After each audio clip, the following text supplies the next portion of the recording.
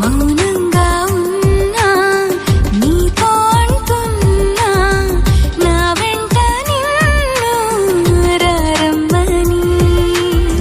తెల్లారుతున్నా కల్లోనే ఉన్నా కథ పొద్ద